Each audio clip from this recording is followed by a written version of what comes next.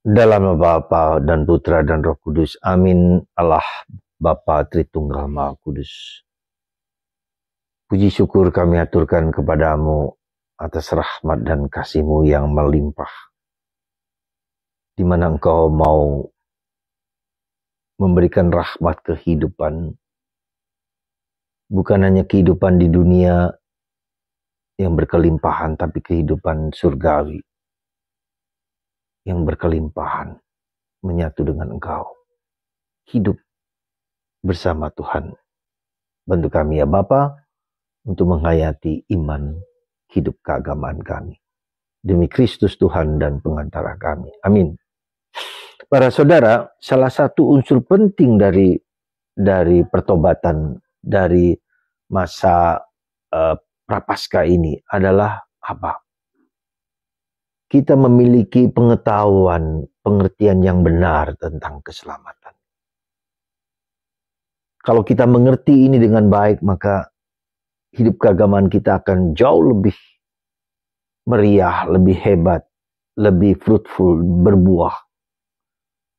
Apa maksudnya dengan pengertian hidup keagamaan? Supaya kita paham bahwa kehidupan itu seperti Yeskiel.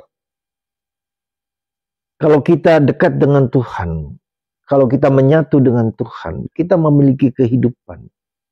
Kehidupan yang bagaimana? Kekal. Kekekalan kehidupan. Kita memiliki kedamaian, kita memiliki ketentraman, kita memiliki rahmat-rahmat yang menjadi tanda kehidupan itu sendiri. Ya. Hidup itu bukan hanya di dunia, tetapi ada dunia yang lain, kehidupan yang lebih daripada yang di dunia ini, ada kekekalan itu.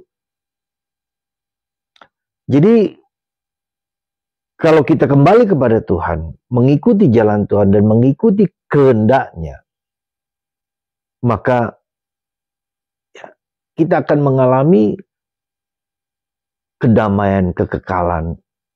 Apa yang kita dambakan lebih daripada apa yang kita dambakan. Yang dalam bahasa Katolik adalah memandang Tuhan wajah dengan wajah. Melihat Tuhan, mengalami Tuhan. Tetapi de facto kita tidak demikian. Dalam perjalanan ada banyak godaan, ada banyak dosa, ada banyak dorongan-dorongan baik internal maupun eksternal. Internal apa? Kita mau egois, kita mau suka sendiri, jugul, keras kepala. Ya, dorongan itu dari dalam. Tapi juga bisa dipicu dari luar juga. Ya. Kekuasaan Yesus mengalami itu. Godaan untuk mengagungkan diri, glorifikasi, self-glorification.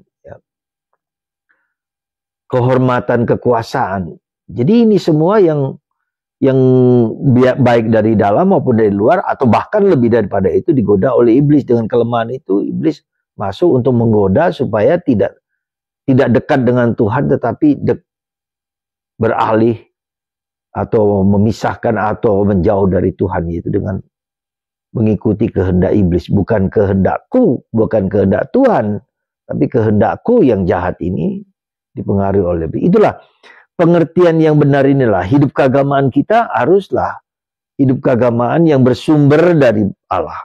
Ya, jadi kalau hidup keagamaan kita tidak lebih daripada hidup keagamaan orang Farisi dan ahli Taurat, ya itu tadi, cari kehormatan, cari kekuasaan, egoisme, kesombongan. Ini semua adalah hidup keagamaan orang Farisi dan ahli Taurat. Dia self glorification ya dalam diri dia.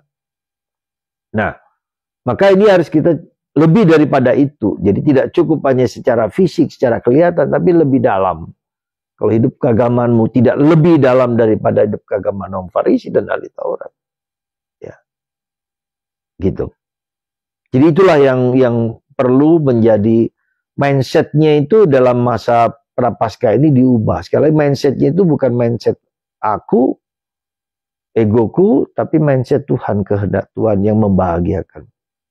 Itu mindsetnya. Nah, disitulah kita mengubah mindset. Jadi kalau mindsetnya nggak berubah, kita menjadi ya suam-suam kuku, ya lukewarm. Jadi bahasa Inggrisnya lukewarm. Suam-suam kuku, tidak panas, tidak dingin. Maka dalam masa prapaskah ini kita mohon rahmat penting ada dua hal. Jadi panggilan kita adalah kita mohon Roh Kudus, bantuan Roh Kudus, niat untuk menjadi apa? Niat untuk menjadi kudus, niat untuk mengikuti kehendak. Ada niat, ada intensi untuk mengikuti kehendak Tuhan. Ya, itu. Ada niat, ada kemauan, dan kumohon supaya Roh Kudus membantu aku untuk bisa mengikuti kehendak Tuhan itu lebih baik daripada kehendakku dan kehendak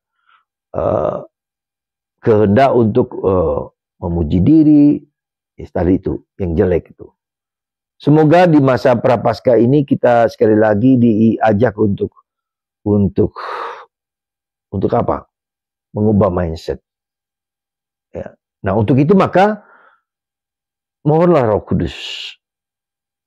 Bukan aku ya Tuhan, bukan aku tapi Engkau. Untuk bisa kudus, untuk bisa suci, untuk bisa murni. Seperti Bunda Maria, contoh adalah murni Bunda Maria itu. Ya. Pikiran hatinya yang menuju ke sana, menuju kepada Allah.